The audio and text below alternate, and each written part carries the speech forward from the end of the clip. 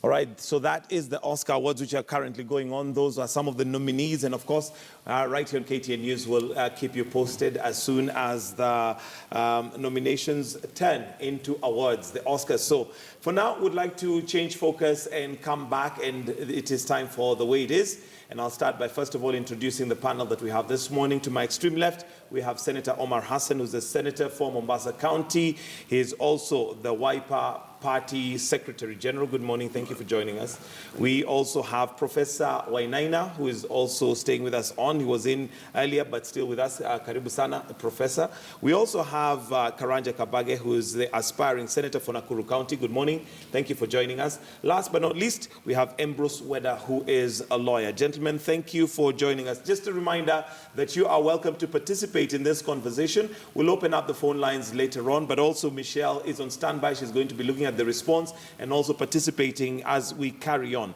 But just to start off, of course, the weekend started off on a sad note, and this was with the death of the late Derito Gachagua, governor for Nyeri County. And maybe just to give you gentlemen a chance to pay your tributes very briefly, starting with you, Weda. We celebrate his life. Thank you for the jobs he's done. We grieve with the family. I always say whenever somebody passes on, it's a lesson to those who are living. What legacy are we leaving? I can see we are getting that he tried to fight the coffee cartels. I would urge the living ones like me and Mheshimiwa Kabage here to do more so that when you go, like Wangari Maathai went, then we are grieving and saying we've lost it. We grieve with the family. May God give them strength to pass it through.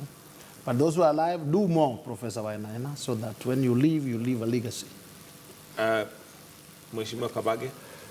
Well, first of all, I want to apologize to your audience because my voice is a little bit inaudible. But I knew Mheshimiwa Governor, the late Gachagua. We shared law class in Nairobi, I think Nairobi University. And he was extraordinarily hardworking, no question about that. And also a fighter.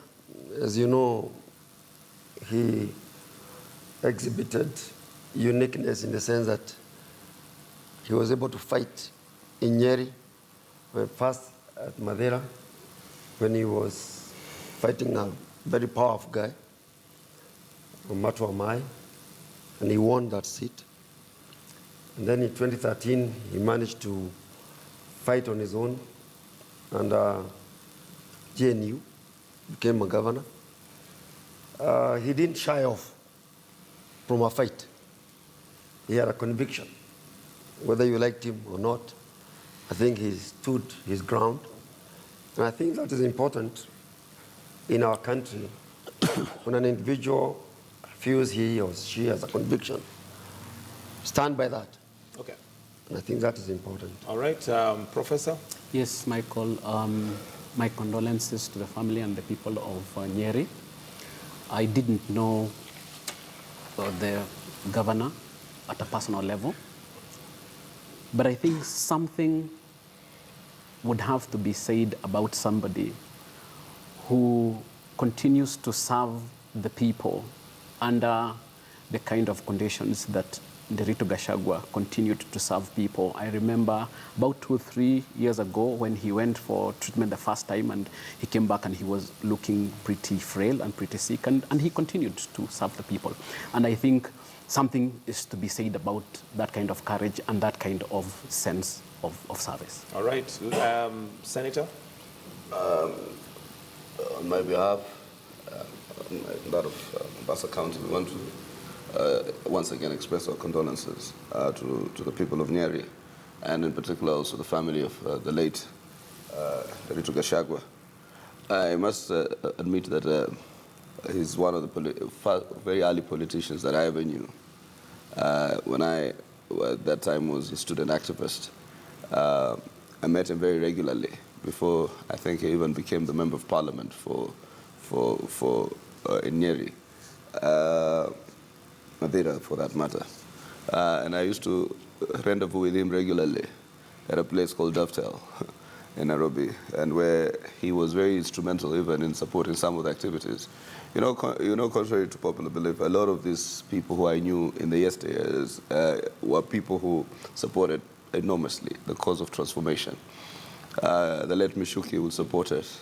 The late Jenge Karume, the people I got to know, Beth Mugo, they were all in the opposition ranks at that time, and therefore very supportive of Kenya's transformation, or for that matter, what we call the liberation from Moi Autaki. So I think that for me, I also viewed him as a man of courage. I must say, I asked him. There's a picture you'll see I walking out with him from the Senate during the impeachment proceedings. I actually asked him, why don't you take a break from politics if you're sick? He told me I will recover, and I don't need to. I will fight both the political battles and the health ones. The health battles. I actually asked him. Okay. And I want to pray that his soul rests in eternal peace. Okay. And his death, of course, brings to light another angle, and this is our health sector. The fact that he died abroad seeking treatment. And so far, we have the doctors who've been on strike now 3 months and counting. Seems like there's no resolve that's coming up. Ambrose Weda, isn't this about time maybe Jubilee admitted that in some areas they failed dismally? I think it is good Jubilee is a punching bag for every area. Because they're in government. Some of these people, like the late Gachagua. They have been in this country, benefited in this country, tremendous. This country has given them more than they have left behind. The health sector we have in this country is for the lower middle class and the downtrodden. Is not for Wainaina here or the senator or Yourself. Kabage. Or Weda. Because whenever they have a homa, Where there's a whenever downtrodden. they have homa kidogo, they're in South Africa, India, or whatever. And then even ordinarily, even the Minister for Health, Mailu, and the PS, and everybody, they have their private doctors and their private hospitals. So the health sector you're talking about is generally for, the public health is generally for the lower Which is person. why I asked the But question. we have very good doctors, very good doctors. Very good doctors. For now, the impasse between the doctors and the country is about pay, and is about being recalcitrant, being difficult, being unable to see basics.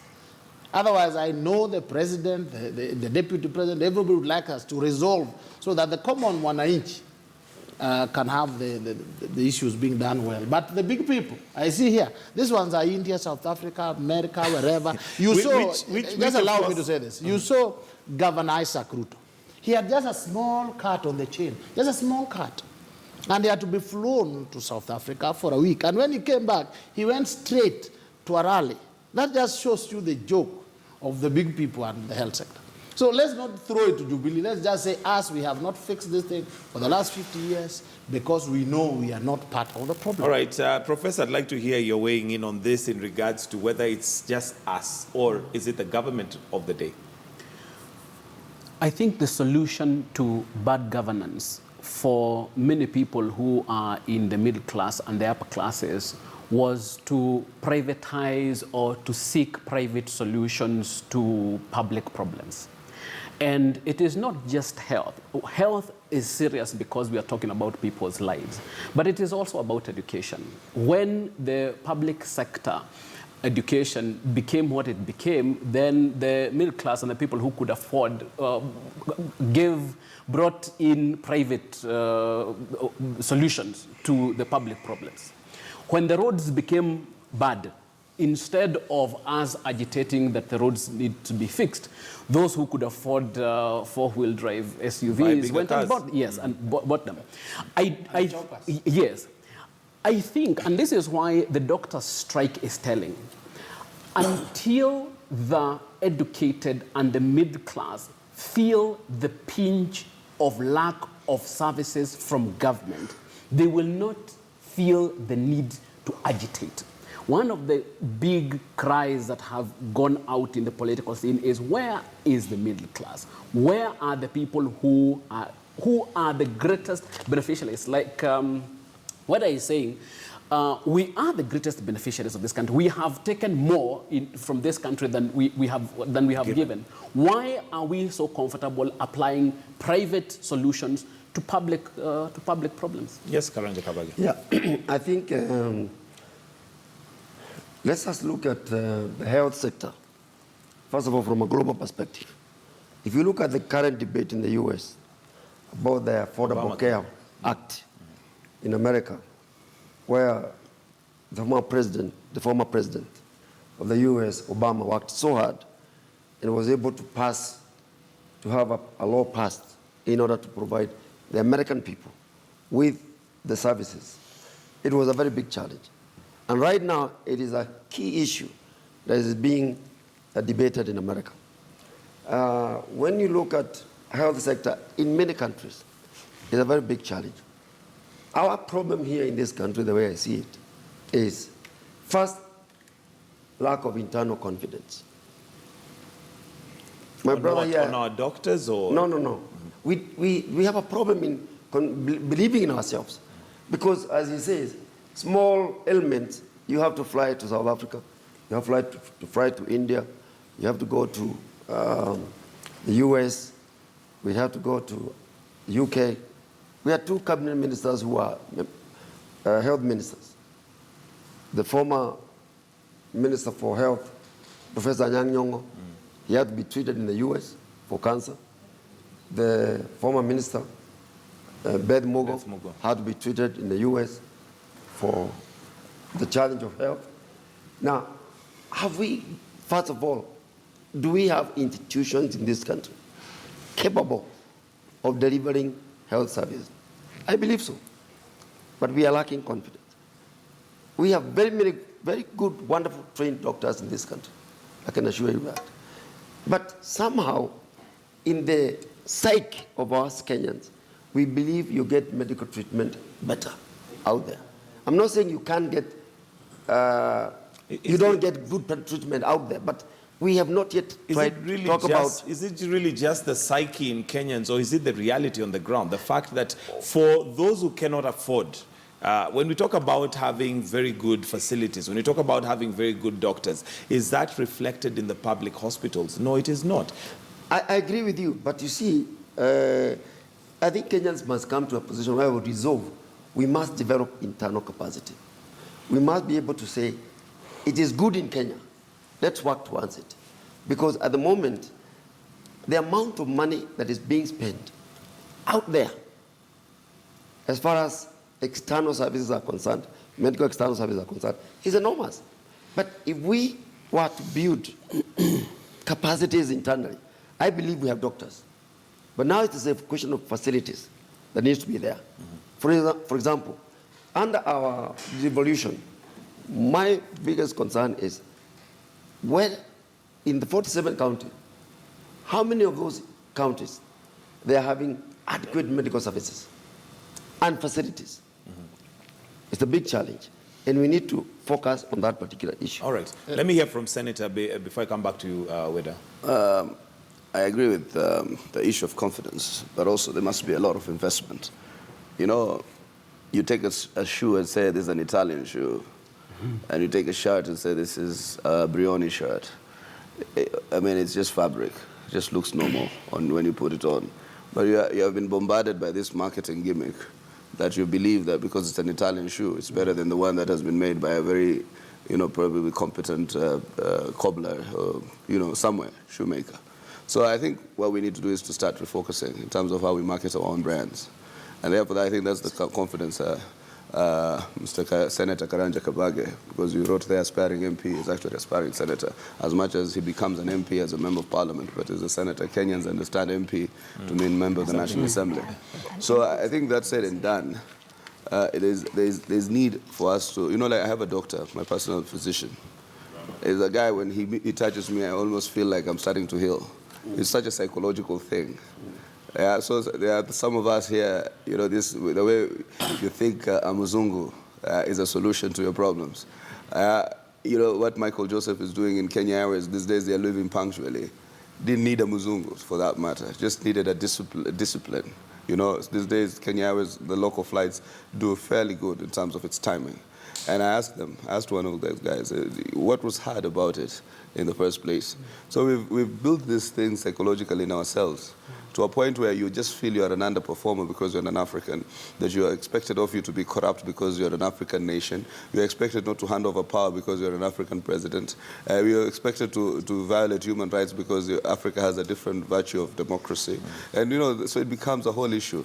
So I think it's quite insulting when, let's say, and he's a personal friend, when Governor Ruto will go to South Africa because he has a scar on his cheek.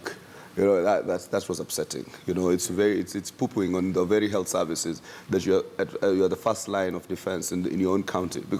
And that's why I wanted to also agree to a to a certain extent. There's been no demonstrable program in terms of improvement of health sector within the rank of the governors. Health is essentially a devolved function. There are only 3 or 4 facilities that are still within the hands of the national government, from the referral facilities, Kenyatta, Moi teaching and referral, the spinal injury. So there are very few health facilities that are still within the care or the general obligation or responsibility of the national government. So what governors have demonstrated is they have been more interested in Cabro.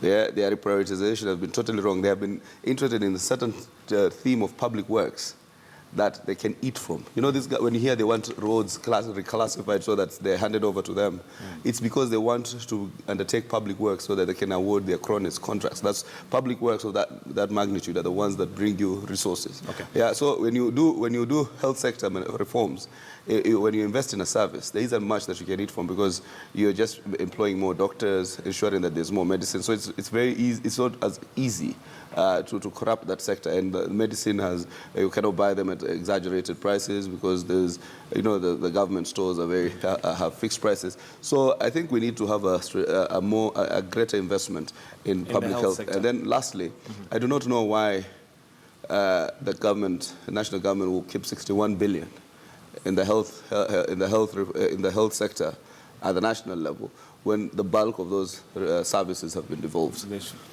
should be at the devolved level. Let me bring in Michelle at this point. Michelle, you have a question or comment? I mean, well, I do agree with the conversation and the fact that for elected officials to seek treatment outside the country is an official vote of no confidence for the country's healthcare system. And then the bigger problem is that we have politicians who will come in and promise access to healthcare for the underprivileged Kenyans. So already they're deciding who gets this healthcare. So the middle-class Kenyan will not have access to this healthcare unless they pay through their noses, because nobody will consider a Kenyan with an income and an education as underprivileged. So already there's that disparity. So as we head to the polls, I think we need to stop asking our politicians what they will do for healthcare and ask them where they stand on issues like universal access to healthcare for all Kenyans. The kind of treatment or health services that the richest Kenyan wants should be available in a public hospital for the poorest Kenyan as well. And then secondly, we need to ask them where they stand on the law for elected leaders and their immediate families to only seek treatment in public hospitals. Where do they stand on such issues? Yeah, let me hear from Professor, then come to I want to differ slightly with the general conversation. People do not seek treatment outside the country as a matter of style. It is not the level of ailment that determines whether you're going to go out or not. It is whether you can afford it or not. And that is why somebody will go to South Africa for a scar, and a regular Kenyan who needs to go to South Africa for a much more serious intervention cannot go because they cannot afford.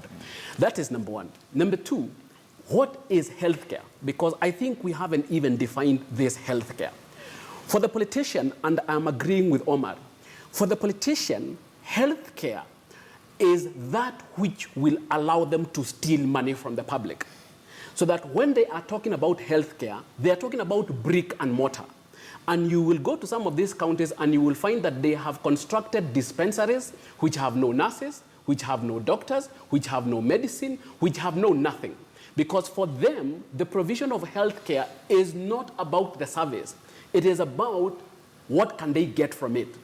Like Omar has said, you do not get a lot by investing in training. Yet, in terms of healthcare, we need to invest more in training than we need to invest in brick and mortar. If you have a trained doctor, it does not matter that you do not have a hospital. A trained doctor in the age of ICT can take care of 100 patients remotely. He does not need brick and mortar. But because the priority of the political class is to steal from the people, they are much more interested in the hardware than the software. If you ask the government, there was this 30 billion thing that they were pushing down the throats of the county government, okay? How much of that money went into training? Because when the county government says they are improving healthcare, how many young, brilliant Kenyans have they sponsored for medical-related studies locally and outside? We need doctors, we need technicians, we need nurses, we need all sorts of practitioners who are the backbone of healthcare. Okay. Let me hear from Weden. I want us to change subject from here and move on to something else. Be very clear. Kenya has some of the best trained doctors in the world. Absolutely. When Governor Ruto was going for treatment of bruises in South Africa, the Kenyan doctors were separating congenital twins, which they did successfully to the love of the world. So it's not about training. One time, our own President Kibaki went down and he went to Nairobi Hospital and he was treated and he came out. Honorable Raila Odinga was operated on in the brain here in Nairobi Hospital. So it's not about ability. We have there, but it is about leaders. It looks big.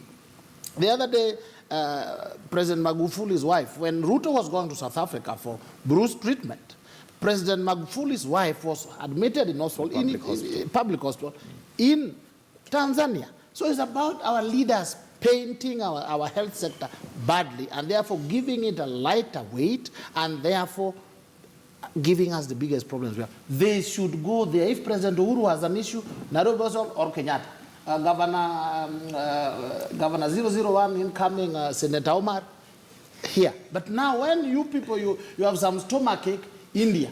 Some all right. Bleeding. So our problem is the leaders. It's the leaders. Okay, let me come to Senator Omar Hassan. And now that I want us to change and now look at also NASA. And let's start from there. What plans does NASA have, or what plans do you have for the health sector? It is devolved. You are aspiring to be governor in Mombasa County. The people of Mombasa would like to know, what plan do you have for them in terms of health? But just to tell you that I think the intervention by Michelle was extremely powerful. Particularly the second part of it. The universal healthcare is an ambition, or it's a desire of almost all countries to provide first-class healthcare, that everything whatever is accessible to the highest in the prism of our society must be available to the lowest, including walking into any restaurant and you being able to buy any kind of a drink, so that we bridge the gap of inequalities. That is all bred by the gap of inequalities, which is the third highest in Kenya. In the world. Kenya is the third highest in the world. You have Brazil, South Africa, then Kenya. So for us, the response to that is programmatic. You know, it's a question of, first and foremost, we talked about Article 43, one of the seven foundations of NASA is Article 43 of the Constitution. Article 43 of the Constitution is about economic and social rights, the right to access to affordable and quality health. In fact, for me, it will be free or universal. And therefore, and then also respond to it by that public policies, intervention, that you ensure that any person who holds public office, be it appointed or elected, must seek treatment from public hospitals. I can tell you, the minute you tell politicians to go and seek treatment there, they'll start allocating monies to make those hospitals functional and the services to pay. Once you tell the county officials of Mombasa that there is no insurance cover anymore.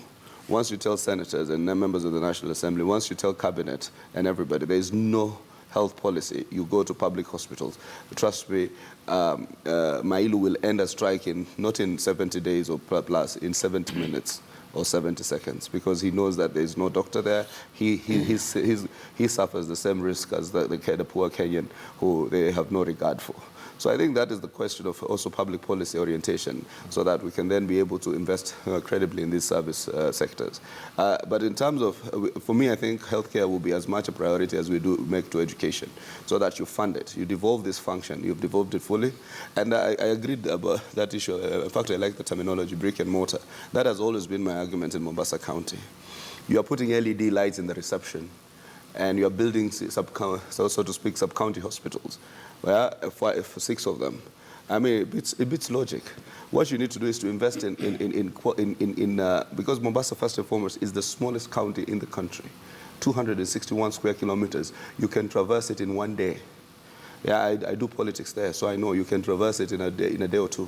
So what you needed to do was to simply improve the facilities that were already there, ensure that there's service orientation, ensure that you put sufficient medicine, and therefore then make an extra one or a referral hospital where maybe on the other side of the creek, so that because of the Likoni ferry, and therefore invest in the software of service delivery rather than the hardware where you're giving friends, these sub-county hospitals to construct, and then you know that for a fact. Once you construct 5 extra hospitals, it is going to be extremely expensive to just maintain the staff capacity and the service delivery. Why don't you improve one facility and improve access to that facility? And so that you can then be able to say you have centralized, but you have 50 doctors here. Then rather than sparse yourself, when you sparse yourself around and disperse it, you become thinner as you go down. So I think these are some of the areas of how we need to reorient our policy framework. And I think, Senator Kabage, if you come in, what we want you to do is if you tell people to do it through policy, it will not happen, but do it through law. All right. Yeah, I think one of the things that we really need to address in this country is what are the developmental agendas of counties, and they must be documented. I have not seen, maybe the Senator can tell us, I have not seen any county that has produced a blueprint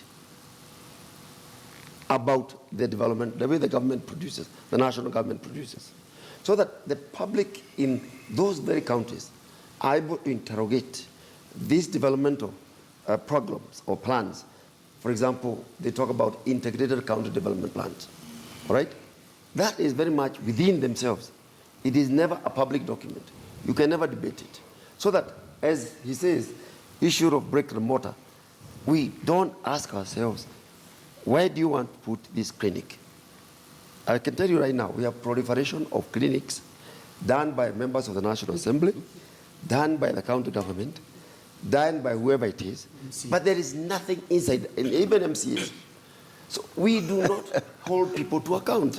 We are just having public expenditure, all right, for unneeded things, services, or non-existent services. And this is a question of how prudent are we in the financial management of the resources that are going to the counties. And I think this is an issue that really needs to be addressed very seriously. The other issue here is this. Are we saying that we have accepted corruption as a way of life in this country? Because basically what you are saying is this. They don't want to put softwares in hospitals, but they want to put building blocks. Because they benefit directly. Because they benefit directly. Yeah, that's now, really where is the accountability that ought to be there? And that is only going to happen once the public seriously participates, as provided for under Article 10 of the Constitution, with respect to public participation. Because if that, and when we talk about public participation, we are talking about even professionals in those particular counties. Because the typical public participation you find is an announcement in a week, or even less than a week.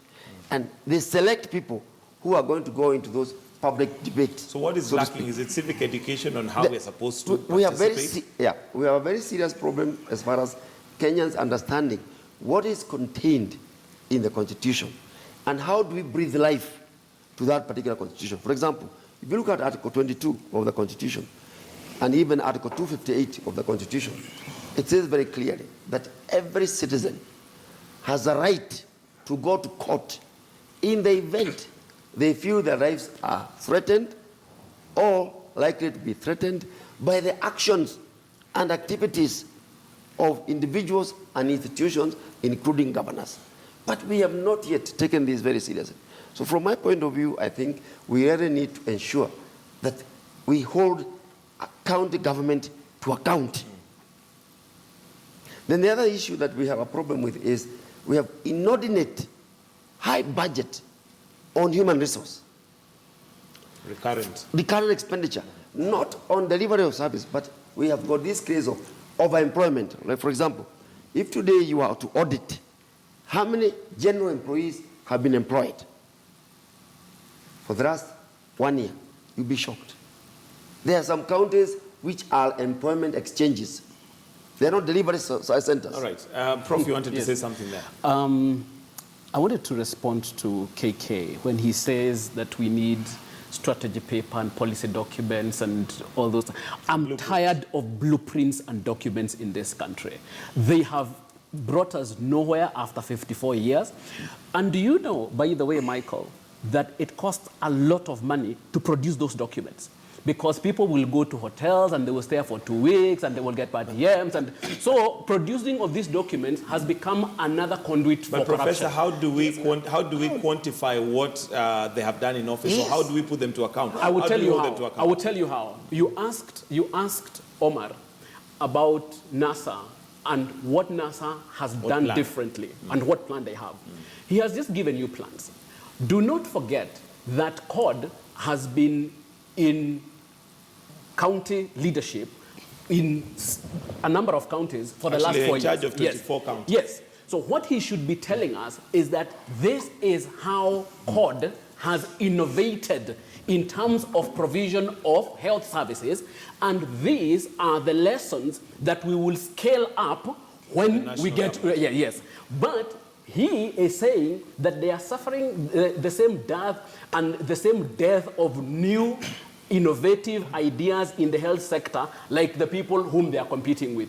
So that when push comes to shove, Michael, our problem is lack of leadership on these issues. They are not innovating on health services, they are not innovating on education, they are not innovating on anything. The only thing that they are stepping over each other for is tyranny of numbers. What they want to do with those tyranny of numbers, nobody knows. If CORD had a different agenda in terms of real outputs and changing the lives of the people, they should be telling us about test cases in their counties. Saying this is what we have done in this county, this is what we are going to scale up once we come into office. That's why Professor, I think I talked about development plan for 5 years. I didn't say they do it every year because there is no way you can hold people to account without a reference point. There's no way you can do that. And that is, to me, is very crucial. Because if you say a governor is not performing, okay, is performing against what standard? What did he say from the very beginning? Nothing. So, Professor, and I think you understand it very well, there is no way you can be able to hold people to account without a reference point. And that reference point is actually the development. All right, let me hear from Senator. I think some of these governors are going to face very stiff competition based on their lack of visioning. So it doesn't spare anybody. That re-engineering is also within CORD itself. Some of these leaders have been impotent to produce anything apart from, just public relations and a few other gimmicks here and there. So I think there will be a very robust discussion also internally. That's why literally almost all the governors need validation, but their competitors telling them you have to compete for the ticket because in fact, going in with some of the same governors is going to be cause for apathy. People are thinking you're going to be re-electing the same inertia. So I think that's the one thing. I just wanted to focus on a point you said. Today, that intervention was very powerful. I love it. I say it all the time when I'm in public meetings. You are a member of the National Assembly. You build a CDF school. Mm-hmm. You hypocrite. Can you take your own son there? Or you build a health facility. Yes. Hypocrite. Can you take your own daughter there? Yes. Or to go and deliver? You go and refurbish a maternity wing. Why are you not? Can you take your own wife? And now, Omar, they are even forcing the government to open university campuses in the village. And I ask myself, can you take your son to those university villages? One. And number two, and this I see it in Mombasa. And I will say today, I'll call it for what it is called, idiocy. They are naming schools after themselves. My good friend Badi Twalib just opened a school he called Badi Twalib Primary School. Stupidity. My brother Hassan Joe has opened a school to his name. Bezimba has opened a school to his name. And don't underestimate what's in a name. I pride myself if I was in a school called Lenana. I was in Lenana. That hero. You pride yourself when you're in a school called Mandela. But I mean, the school creates a notion of excellence. The name creates a notion. Yeah. So when you're in some of these school Alliance, they are brands, and your brand has to have withered a certain cause of history for you to even imagine naming an academic institution after you. Because when you are there, when you come in, you see the picture. When you come into the Nana school, you see the picture of the Laiboni himself, and you know, here I am, the warrior. And you even have a history, plaque of him. What are you going to write in a Hassan Joe school or a Bezimba school or in a Badi Twalib school? They should stop this pettiness. This is idiocy of the highest quality. All right, Ambrose Weda, you've been rather quiet. I think there's something you said which my good friend who hates from the hips, Hassan Omar, has been dilly-dallying over. What is NASA's agenda on this thing? Article 43. One, these articles have been there since 2010. Nyong'o himself, the chief strategist in NASA, was Minister for Health. He's not telling us that when I was in charge, these are the things I was implementing. I want to go back to implement it. No, he wants to be governor. Musalia Mudavadi was in charge of money. He's not telling us, when I was in charge, this is what we did. Honorable Raila Odinga was minister, prime minister, and in charge of ministers. What exactly are they going to do? They have said we want to amend the constitution to make ourselves chief minister, to make ourselves prime minister. As other people have shuffled, some of their governors going down to be treated all over. We are saying, please, let them make you presidential candidates. You may seem to have a nice idea, so that we have clear agenda why we should remove Jubilee and put in new agenda, not to give people employment, especially octogenarians. That is the problem. Senator Omar Hassan, your response to that? The Kenyans are looking for a clear path, a clear direction, a clear, maybe to echo what Karanja Kabage has said, a blueprint of what NASA is bringing on board. So far, yes, there's a 7-point agenda, but when I look at it, there's actually nothing new in those 7-point agenda. When we look back, there is, we have CORD principals or even NASA principals who have been in government but did not do much with the opportunity that they had. When we look at the county level, we have 24 counties that are under CORD stewardship, but yet we have not seen anything. As I said earlier, the 24 governors are going to be a very toxic narrative for us going into the election. That's why we need to re-energize those bases with probably new vision thinkers, new implementers. I think NASA is demonstrating through its own, the instrument that I also appended my signature to, the Secretary General of WIPA, that in those 7 points, we are going to expand the parameters of how you deliver on them. You see, that is a vision and policy framework document. So on the basis of that, we are now going to create a manifesto that will respond to this. That Article 43 is actually about human dignity and social justice. So it is about you now responding to the challenges of healthcare. We probably, not probably, in our campaign promise or our campaign framework manifesto, we will demonstrate how much money we will be devolving to counties to improve healthcare.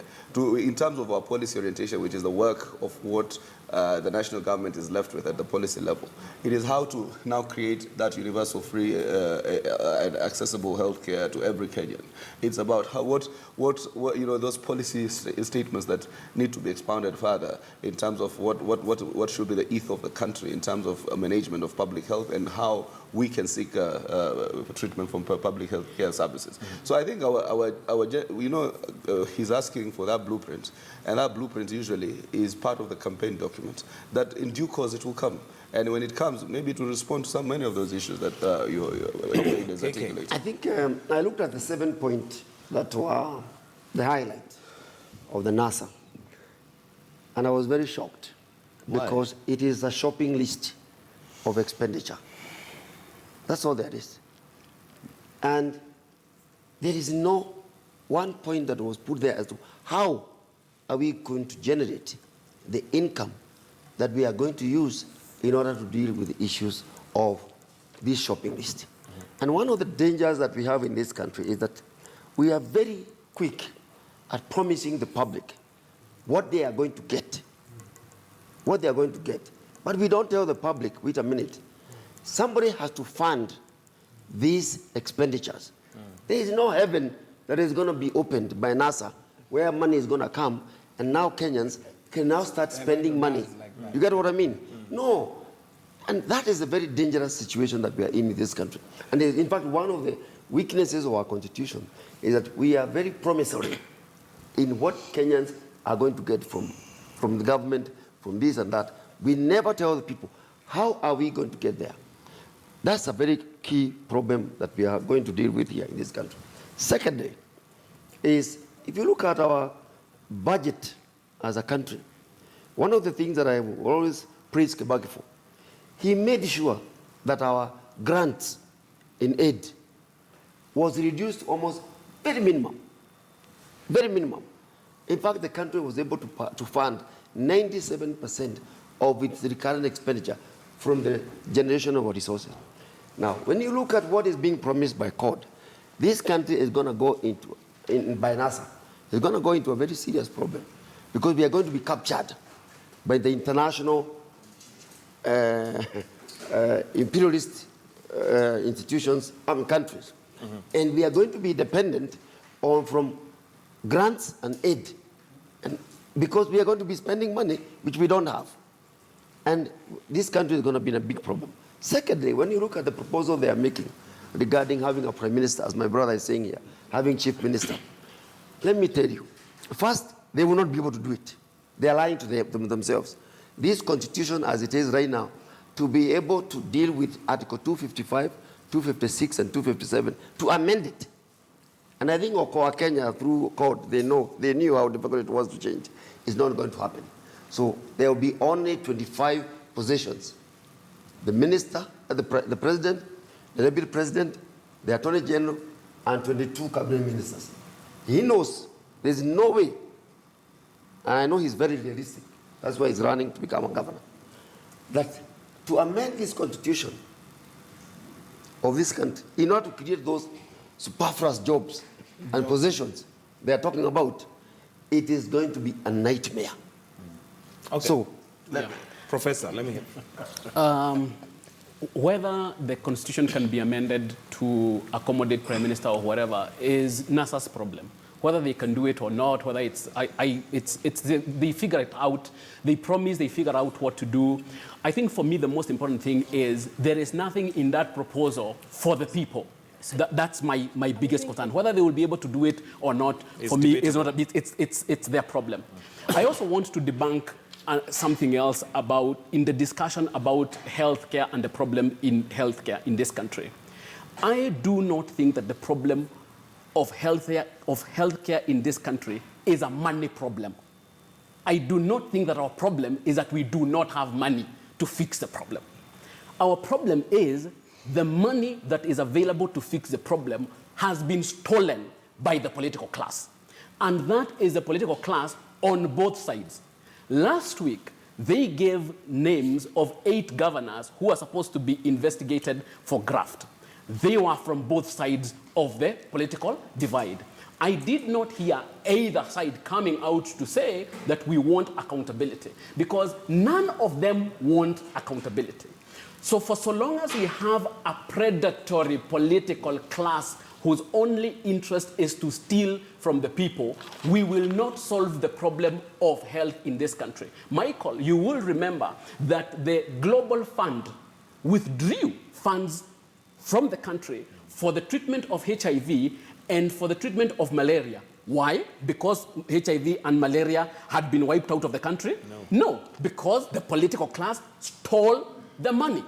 So we can sit here and have blueprints from here to heaven. We can have 9 pointers and 7 pointers and whatever pointers that we are going to have from NASA. For so long as it's the same political class They are a predatory political class, and they will continue stealing from us. But can I say something, please, Michael? I don't know where my learned brother, Karanja Kabage, got this idea that NASA is trying to create a position of prime minister. Those were, you read the social media, and you tend to believe that NASA wants to create all these positions. Then can you set the record straight Yes, for us? Then are you saying that there is no position as being I said, created? you know, I do not append my signature to anything I'm not conversant with. There is nowhere in the document, the NASA instrument, that remotely or expressly suggests that we are going to amend the Constitution. That debate was definitely there in terms of accommodation of this, this broad ethnic chiefdoms to, to show a face of Mombasa here, to show a face of northern Kenya. We are running out of time, Senator. But I am one of those, and if you read my comments in the newspapers and even in this media, who is totally opposed to changing the Constitution to create a system simply to respond to the appetite of the political class. That will not happen. All right, and I want to bring in Michelle at this point in time because we're just about to wind up. Michelle, if we have any response and comments? Absolutely. A lot of feedback coming in on our Twitter page this morning. So with the first topic with regard to our public officials seeking treatment outside the country, Yusuf Sheko here says, our major problem with the healthcare system in Kenya is over-commercialization of health. Is health a private or a public good? And then Kevin Gold here says, the government should give insurance covers of all staff to public hospitals only through NHIF, and then things will improve. And I think that's something that makes a lot of sense. But away from that, we did ask a question of the day this morning, Michael, and maybe just if you could pose it to our panelists this morning. We were asking whether those who have been implicated in corruption scandals should be barred from seeking political office. Senator Omar. Yes, that will be very briefly, so we'll start with you, Senator. Should anybody implicated in corruption be barred from seeking public office? Your comments. I think in terms of the threshold of public holding public office, you see, if you say that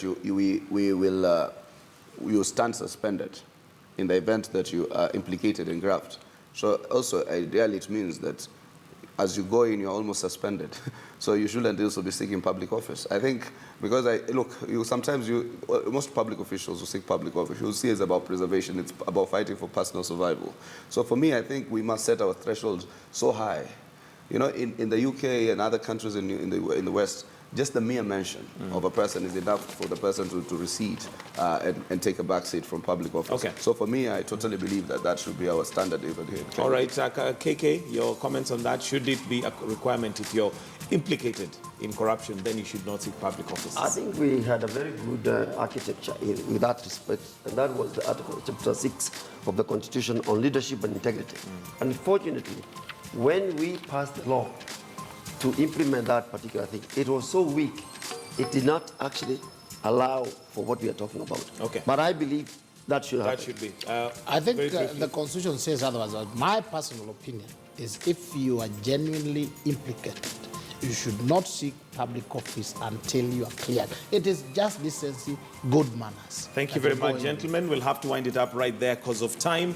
And, well, this is where we part ways on KTN Home. We go on to Life and Style. And those of us on KTN News, we've got some news updates coming up. Then later on, we've got Robin Toskin, who's going to be giving us updates on what's been happening in the sports world. Otherwise, from the way it is, that's where we wrap up.